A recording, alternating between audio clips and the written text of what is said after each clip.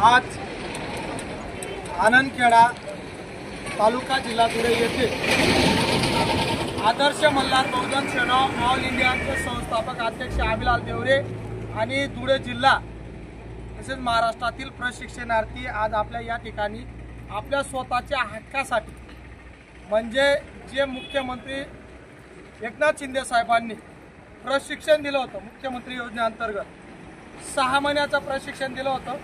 आपल्याला त्यांनी शब्द दिला होता, आपल्याकडे हिरो आहे एकनाथ शिंदे साहेब, देवेंद्र फडणवीस साहेब आणि मंगलप्रभात लोढा यांनी सांगितलं होतं, तुम्हाला प्रशिक्षण झाल्यानंतर तुम्हाला त्याच आस्थापनावर परमानंट करतो। विशेषतः ते आपल्याला 6,000, 8,000, 10,000 असे प्रशिक्षण भत्ता देत आहे।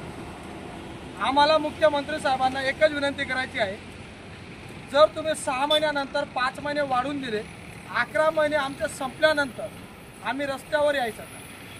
तुम्ही ज्या प्रकारे काँग्रेस काळामध्ये 2001 साली जे वस्ती शाळेमध्ये गोरगरिबांचे मुलं लागले होते, त्यांना त्यांचं जे कमी शिक्षण होतं त्यांचं पोस्टद्वारे शिक्षण घेतलं आणि त्यांना 2014 साली कायम केलं, म्हणजे परमानंट केलं।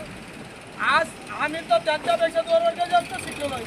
आमच्यामध्ये जर कोणाचं शिक्षण कमी असेल तर त्यांचं पोस्टद्वारे शिक्षण घ्या आणि आमच्या शिक्षण पात्रतेनुसार आम्ही ज्या आस्थापनावर काम करत आहोत त्याच आस्थापनावर आम्हाला कायम रोजगार द्या, एवढी शासनाकडे विनंती करतो।